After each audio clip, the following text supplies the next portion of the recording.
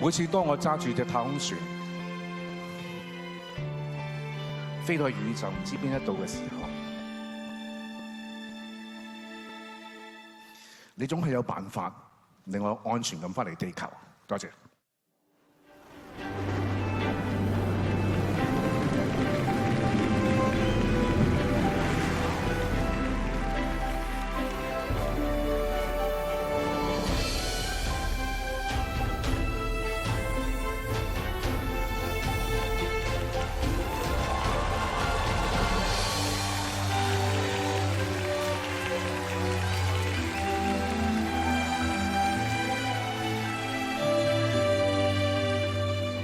大家好，我歡迎大家嚟到第35屆香港電影金像獎嘅頒獎典禮。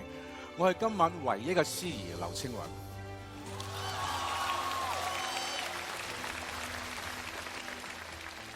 我成日都以為咧喺太空館隔離咧係有代客泊太空船嘅，即係原來冇，我應該自己揸車啦。但係太空船咧就好得意嘅，佢係好環保嘅。佢點環保法咧？頭先佢噴出嚟嗰啲咧，即係唔係火焰嚟嘅。係咩咧？係一啲水蒸氣。呢種水蒸氣咧係可以孕育大地。仲有佢嘅引擎咧，唔係用電油，係用水喉水。不過一定要含鉛。咁香港有啊。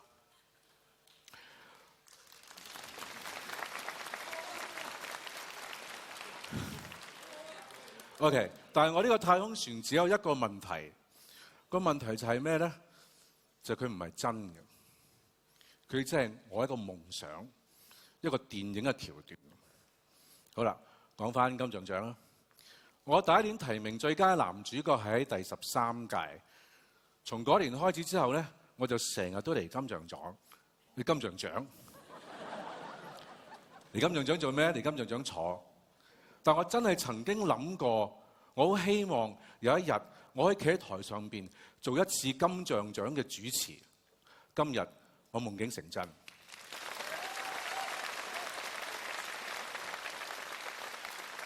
嗱，無論我做得好唔好，大家都要忍我一晚。OK。嗱，就因為做主持咧，我反而知道好多關於金像獎嘅事，即係譬如點樣可以攞到個獎。嗱，趁住今晚大家都咁得閒，你哋橫掂都係坐喺度啫。我用個最簡單嘅方法話俾大家聽，點樣攞個獎。首先你要拍一部香港電影，鬼唔知咩？咁點先算係香港電影先？喺香港拍嘅，係香港人拍，係香港人演出嘅，係香港人俾錢拍，定係香港人俾錢睇啊？都唔係。凡係金像獎大會承認嘅香港電影，必須要符合3個資格裏邊其中2項。第一，導演必須要持有香港永久居民身份證；第二，電影公司必須有香港合法註冊；第三，有份競逐15個獎項入邊嘅工作人員最少有6位係香港人。咁即係話咩咧？咁即係話1搭2又得，1搭3又得，3搭2又得，3、2、1搭晒都得。OK， 終於可以拍戲啦 ！Action！ 1960年4月16號下晝3點之前1分鐘，你同佢喺埋一齊。你究竟想點啫？由而家開始，我哋就係1分鐘嘅朋友。唔好意思，1分鐘係唔夠嘅。你部電影係必須要超過60分鐘或以上。繼續。你究竟想點啫？由而家開始，我哋就係1分鐘嘅朋友，1分鐘嘅朋友，1分鐘嘅朋友，1分鐘嘅朋友，1分鐘嘅朋友，1分鐘嘅朋友，1分鐘嘅朋友。我點解同佢做朋友？ 1分鐘嘅朋友，1分鐘嘅朋友，1分鐘嘅朋友。你冇睇1分鐘啊？你當我乜嘢啊？ 1分鐘嘅朋友。OK cut，夠60分鐘，可以上畫啦。上畫嘅規矩非常簡單，部戲要喺同年嘅1月1日至到10月31日，連續7日公開售票，喺50個座位以上嘅戲院公映最少5場。跟住你部電影就自動被金像獎大會列為香港電影，被編入呢一年嘅香港電影名單啦。有咗名單就可以進行第一輪嘅投票。第一輪嘅投票係由電影工作者，即係包括導演、監製、演員、編劇、製片、攝影師、燈光師、美術指導、服裝師、剪接師等台前幕後，仲有影評人、行政人員，總共1000多位金像獎嘅選民，再加上100位專業評審團，最後選出18個獎項最高票數嘅最後5強。即係話呢一份入圍嘅名單，咁有咗入圍名單，應該做啲咩咧？就係打電話拉票。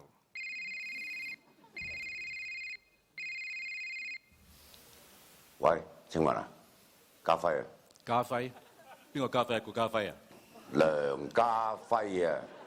哦，點啊？家輝哥有咩指教啊？你今年冇提名，識咗啊？識做？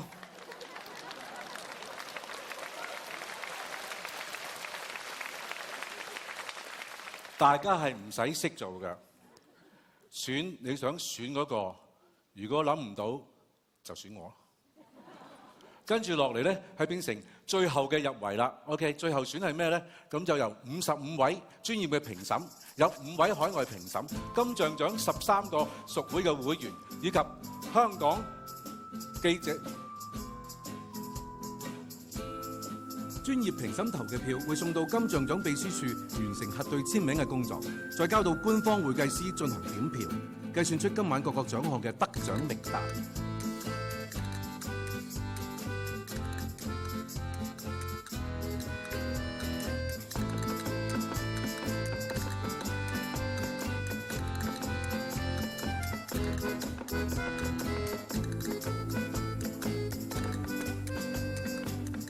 結果已經出咗嚟啦！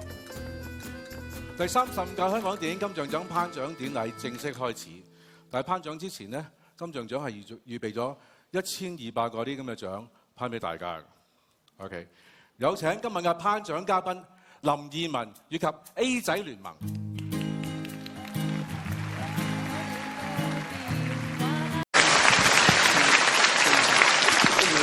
恭喜晒嘅！今晚我哋邀請咗5位嘅年輕演員，為我哋介紹一下5部候選提名最佳電影。你哋未必知道佢叫咩名，但係如果我話俾你聽佢拍過啲咩戲，做過啲咩角色嘅話咧，大家可能會有啲印象。嗱，首先喺《踏血尋梅》裏邊，變態殺手白只，佢唔記得殺嘅嗰位小姐蔡潔小姐。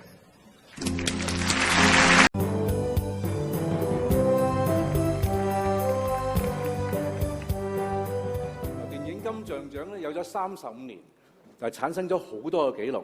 嗱，今日我同大家一齊分享下。第一，最佳男主角嘅紀錄保持者係11次提名5度獲獎嘅梁朝偉。最佳女主角係9次提名5度獲獎嘅張曼玉。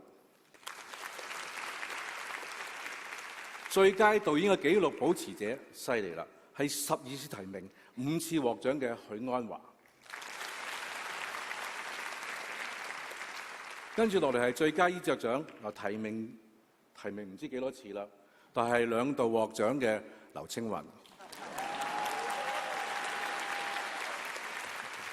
OK， 第35屆香港電影金像獎最佳衣着獎嘅得主係張學友、林嘉欣。請兩位企起身，俾大家觀摩下。好多謝今晚嘅評審周文琪小姐。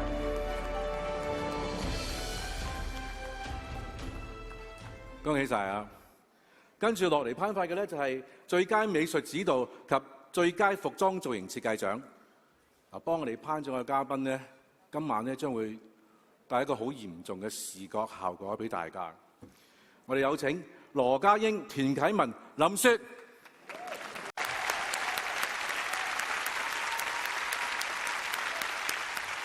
非常非常精彩嘅演出。跟住落嚟點咧？嗱，我上年拍咗部電影叫做《暴風雨》，就飾演一個患精神病嘅人。喺戲裏邊咧，有另一位女演員，佢都係飾演一個精神病患者，但係佢只有1場戲。我睇完，我就同導演講：我話導演，我終於揾到個女演員，好似我咁癲。有請衛詩雅小姐。恭喜晒金燕玲。跟住落嚟頒發嘅就係終身成就獎。第35屆電影金像獎終身成就獎嘅得主李麗華女士。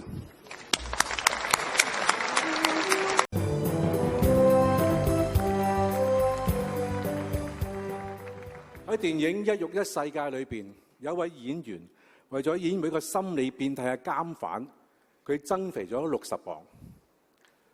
增肥60磅唔容易，但係更唔容易嘅就係你拍完之後要減翻嗰60磅。我哋有請張建聲先生。我去到呢個環節，我心裏邊都有一種好奇怪嘅感覺，因為我唔知道跟住喺熒幕出現嘅係我邊一位朋友，就正等於我唔知過咗幾多年之後，我個朋友同樣坐喺度，會睇到個銀幕係見到劉青雲出現。所以我覺得我哋大家應該珍惜生命，而且唔可以浪費生命。我哋今晚就用一顆珍惜嘅心，同我哋呢班朋友講再見。有請黃家正先生為我哋鋼琴伴奏。喺電影《陀地驅魔人》裏邊，有位女演員係飾演一位下圍相當紮實嘅便利店女店員。我唔知佢拍嘅時候着咗幾多條褲。我哋有請湯嘉文小姐。咁咧就嗱，我今次又照講噶咯喎。係啦，係啦。咁咧我又想個問題想問你啦。咁啊，你估劉青雲出年仲會唔會繼續做司儀咧？我覺得佢今次應該嗨過上太空啦啩，仲敢理下你？我有你墊底，我驚咩啫？我就係我做個版俾你睇，你都做啊嘛！我雖然咧講嘢嗲嗲地，但我勝在靚仔啊嘛！係啊！靚仔就殺晒㗎啦！喂，好啦，嗰啲主持唔該停一停先嚇，終於有機會俾佢發泄一下。係啦。喺1986年，我拍我第一部嘅電影《聽不到的説話》，我當年係只有22歲。咁原來一個電影新人22歲咧，係年紀好大㗎啦。因為有班年輕嘅演員喺佢哋好年輕嘅時候，甚至係 BB 仔嘅時候，已經參與電影嘅演出。佢用咗佢哋嘅童年童真，照亮咗我哋嘅香港電影。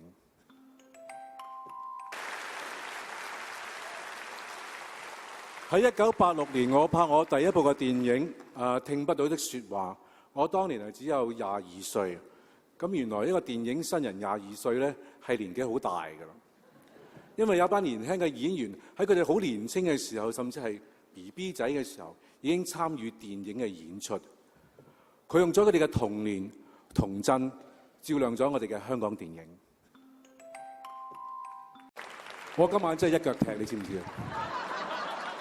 你哋走完之後咧，我仲要掃埋笪地先可以走。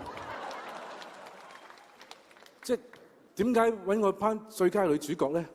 其實我係同好多女主角拍過戲，但係又同所有女主角基本上冇乜關係嘅男演員。咁就咁嘅，因為佢哋話咧，我嗱係咪咧？嗱我做頒獎嘉賓比較流利啲嘅講得。佢哋話我因為講呢個得獎感言咧，會講得比較好。咁啊，佢想我頒獎，但係我覺得我講得好嘅原因係因為咧，我每次提名嘅時候咧，我都寫一份得獎嘅感言。我提名咗16次喎，我講咗2次啫喎，但係好即係今晚咧，俾我覺得我真係覺得好感動。咁多年嚟嘅電影金像獎，今年係特別感動，因為其中有原因，可能因為我自己做司儀啦。另一個最感動嘅地方就係我覺得每一位上嚟嘅得獎嘉賓都講得好好。好嘅，因為大家講得好真、好真實、好有感情。嗱，今晚我講嘅嘢咧，真係講得太多啦，不如咁啦，留翻啲時間俾我哋嘅最佳女主角啦。我哋睇睇獲提名嘅片段先。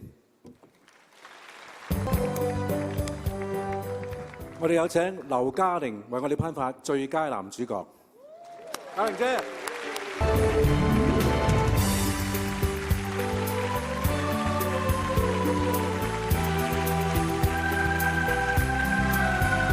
香港電影金像獎頒獎典禮已經圓滿結束啦，我哋出年再見，但放心，唔會係我。